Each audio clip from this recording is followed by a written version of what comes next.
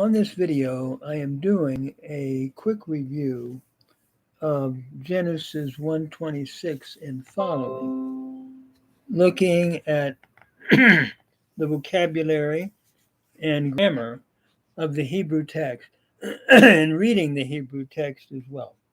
So we'll read it first. Vayomer Elohim na'aseh Adam b'tzalmenu kidmutenu. V'yirdu b'dgat hayam ובעוף השמיים, ובבהמה, ובכל הארץ, ובכל הרומס על הארץ. That is the reading of the Hebrew and the translation. And God said, "Let us make man according to our image, and let them have dominion over the fish of the sea, and over the birds of the heavens, and over the domesticated beasts, and over all the earth, and over every creeping thing that creeps upon the earth." As we look at the vocabulary, we have Adam, meaning man or mankind, Tselem, meaning image, Damut, a noun meaning likeness, and Radah, a verb meaning to have dominion. Looking at the grammar, it reads, Vayomer Elohim na'aseh Adam. And God said, notice Vayomer is from the root Amar, it's a cow imperfect, third masculine singular, continuing to review this with a vav consecutive. And God said, Na'aseh Adam, let us make man. Notice now we come to what might be called one of the climactic sections of this great chapter. And God said, let us make man. Notice here, na'aseh is from the root asa. It is a cow imperfect, first person plural, from asa. In this particular form, it is a pei ayin verb with the ayin that takes a shavah, a hurried pathak under the ayin, and the pathak under the ayin then shifts and goes under the noon. And so it occurs here as a cohortative. Let us. Some believe we're looking at a plural of majesty. While that is true, I think we're also looking at the Blessed Trinity seen through progressive revelation and seen through the New Testament understanding of the triune Godhead. I think the idea of a plural of majesty is certainly here. I think also the reality of the Trinity is allowed for by understanding progressive revelation, including the New Testament, that this would be a fair understanding of this text. And then it goes on, B'tzalmenu kidmutenu, according to our shadow or image, and according to our likeness. Notice be is a preposition in, and salmenu is from the noun selim, which is a noun. And notice the nu here is a personal pronoun, pronominal suffix, first person plural. So let us, a cohortative, make man in our image, kidmutenu, according to our likeness. Notice the kaf here, the keb, is an inseparable preposition according to, and or as, and the mood is in construct here with nu.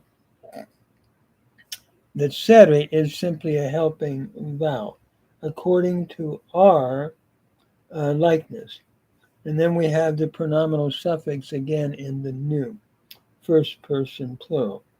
Demut is an interesting word that refers to the statue of a king. It's interesting to me that demutu is often used to represent the stature of a king. And here we are representing God in the world. We're fallen as a result of Genesis 3, but humans, so to speak, represent the epitome of God's creation. And I think that's the thought here. It's interesting in the Targum, one of the Targums, it represents man as a speaking being, which makes us distinct from animals who have intelligence, but they cannot philosophize or talk. Vayirdu, and let them have dominion. This is from the word rada, lamed hay verb, where the hay is elided or dropped out. It's a cow imperfect third person plural from rada. Let them have dominion. Notice the vav here is a vav connective. So it keeps the futuristic idea, and they shall have dominion, or let them have dominion. Bidigat hayam uvaof hashamayim, over the fish of the sea and over the birds of the heavens. Notice here, Bidgat, Dagat is in construct with Hayam, over the fish of the sea, and then over the Of Hashemayim, the birds of the heavens, two nouns in construct again, preceded by Beit, the pronominal or the preposition, inseparable preposition, and then Uva Behema Uva Chol Ha'aretz, and over the domesticated beasts and over all the earth, and over Uva Chol Haremes Haromes Al Ha'aretz, and over every creeping thing which creeps upon the earth. Notice here we have a participle in haromesh. It's a cow active participle, masculine, a plural, from ramas, to creep. And the hay here, it has a hay over every creeping thing which creeps, which is showing the definite article, ha romes, followed by the participle. Notice the long A vowel here under the resh. That's because the resh can't take a doubling, and we have compensatory lengthening from a pathak to a comedy. So as we look at this text, it's a key text in Genesis 1. Again, we would translate it, and God said, let us make man according to our image, and let them have dominion over the fish of the sea, over the birds of the heavens, and over the domesticated beasts, and over all the earth, and over every creeping thing that creeps upon the earth. Notice the human dignity of created man and woman. They rule over the earth. They are God's viceroy. In Enuma Elish, the Babylonian account of creation, man is only an afterthought. Humans are to do the work that the gods just don't want to do. So they are here to do laborious work according to Enuma Elish, and the gods really are the important thing. But here, humankind represents the pinnacle of God's creation. We are God's representatives.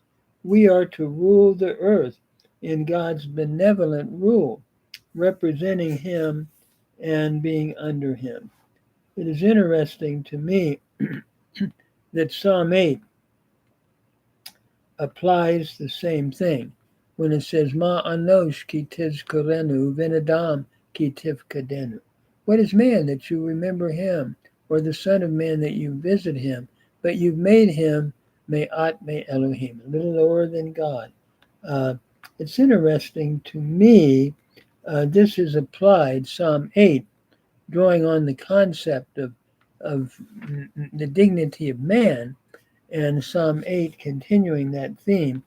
In Hebrews chapter 2, Christ was made a little lower than the angels, but he did it on account of the fact that he became, or for the reason that he became, our representative in conquering death through his resurrection.